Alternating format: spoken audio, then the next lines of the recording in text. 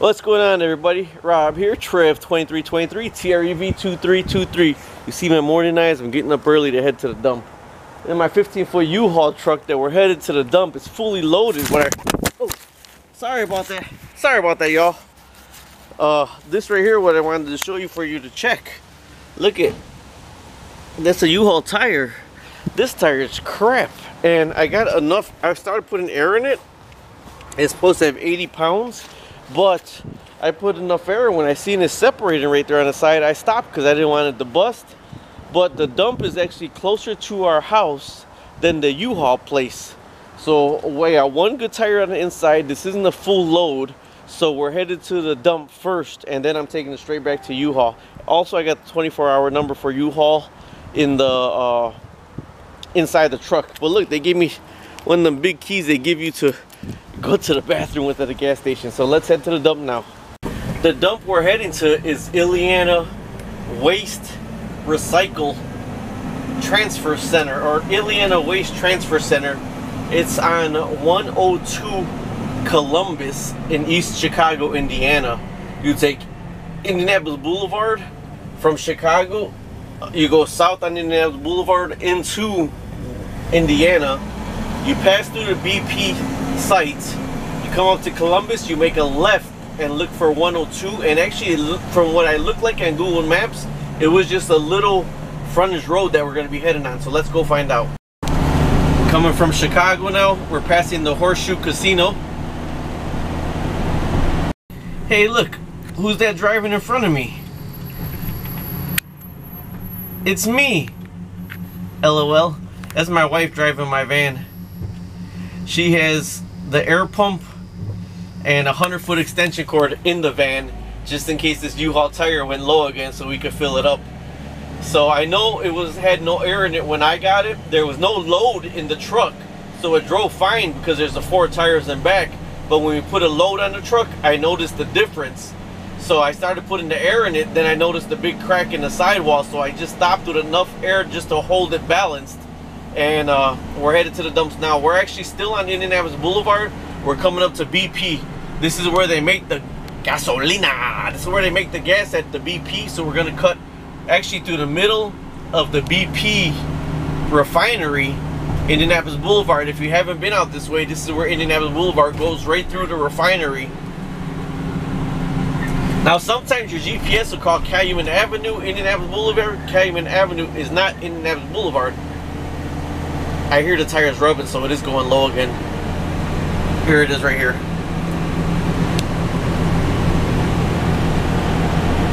This is BP refinery.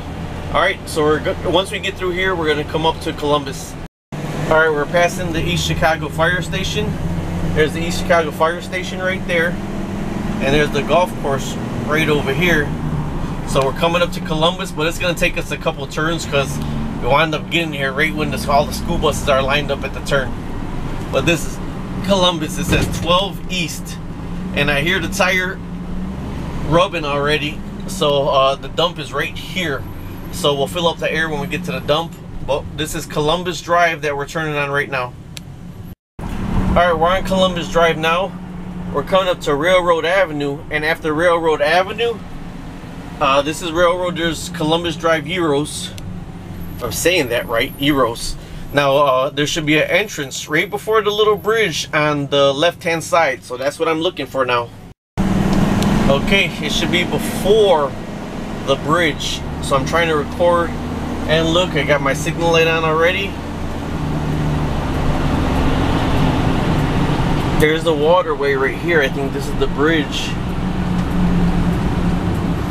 Truck entrance, caution. I think this is the frontage road right here. Yeah, Republic Services, you see? Real small, and it looks like an alley. Republic Services, and it just looks like an alley. So this is the waste dump that we're headed to right now, and we gotta take this dirt road all the way to the end.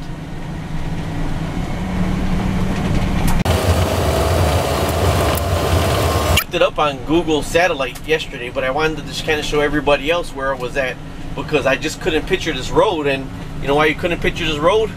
Because it's not a road. and we're actually between the canisters where they store the gas, and they're building a new one over there, and these are all the canisters where they store the gas, and we take this all the way to the end. All right, there's a big stop sign right there.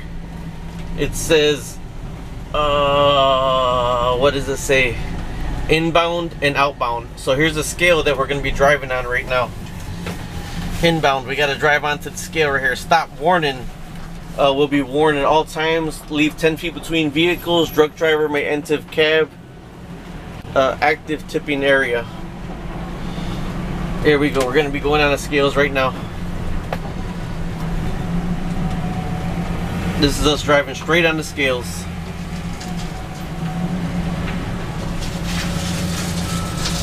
I guess I gotta stop right here.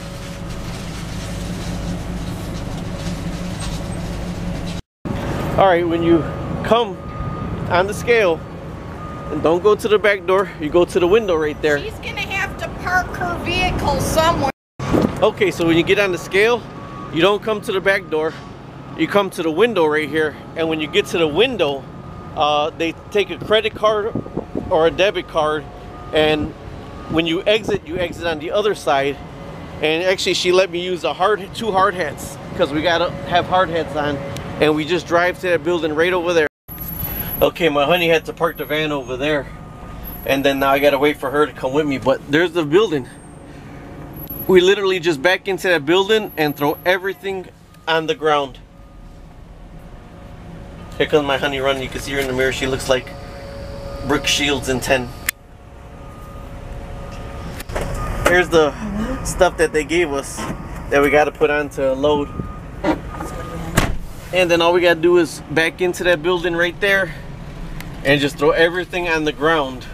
She started laughing. She says, "What do you have in the truck?" I said, 24 years of hoarding that my wife is making me get rid of. She started laughing. She goes, "Do you need 1 hard hats or 2?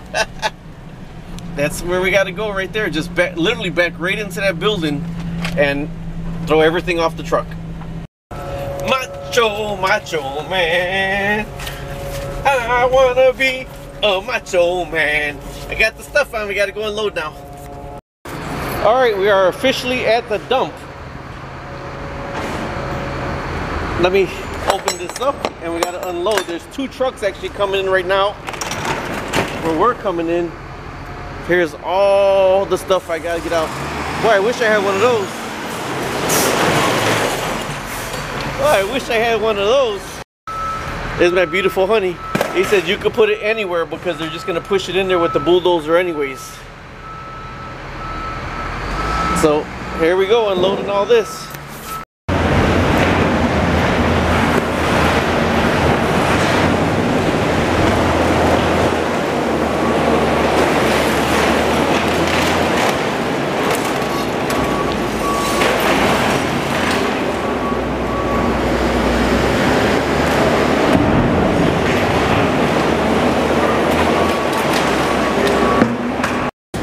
Okay, I recommend you have contractor bags, not regular garbage bags. Those are 55-gallon contractor bags, but they don't tear.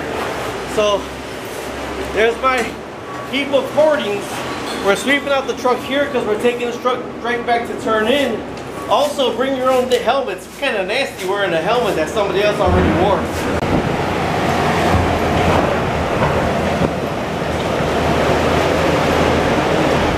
There goes all my stuff. 24 years of hoarding that I had in my house, in my basement, and my garage. One good thing is it's here at the dump, and nobody gets to pick through it. It goes straight to the landfill.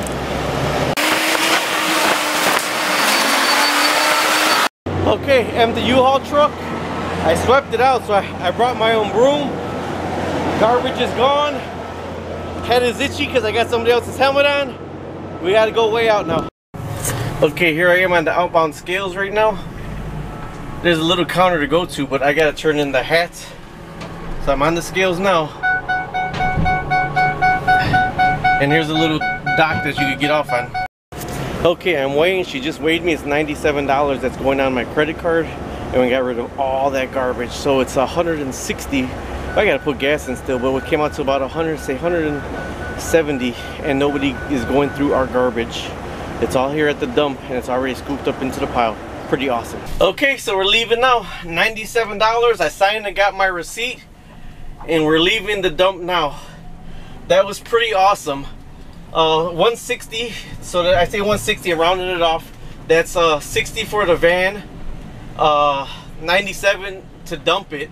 It really did take us 3 days of getting all the stuff and putting it in contractor bags. I recommend 55-gallon contractor bags because they don't tear as easy and you can fit more stuff. But when you're loading them, keep picking them up so you don't realize how, because you don't realize how heavy some of the crap is that you got.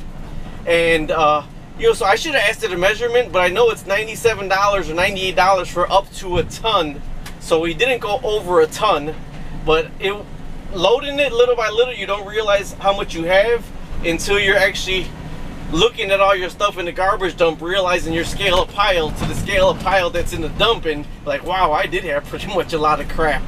So either way, hopefully this helps. Thank you so very much for watching. When you're also, one thing that you may want to consider when you're looking for your U-Haul truck, it was cheaper to get it online than to go into U-Haul and check to see if they charge you per mile or not, because that could affect in the cost also. So I used not even a quarter tank of gas. He said just bring it back to where it's at. This is one thing I do whenever I'm in a rental or somebody else's vehicle. If I'm driving it, if I have to get out, I roll down the side window so I know I don't lock myself out the vehicle. And my wife actually is behind me still. She called me because I forgot to put the lever down on the door, so she said the door bounced up when I hit a bump. So I got out to do that. Okay, so we actually passed by a gas station on the way to the place. So it cost me $7 worth of gas because you just had to bring it up to where it was at. So that was $7 I used in gas. And I put the extra dollar in because I wanted to take it a little bit above from where it was at. But I'll let you know what happens. I'm going to talk with the guy about not renting this U-Haul truck out so this is fixed, because that one tire is bald with a slash in the side of it.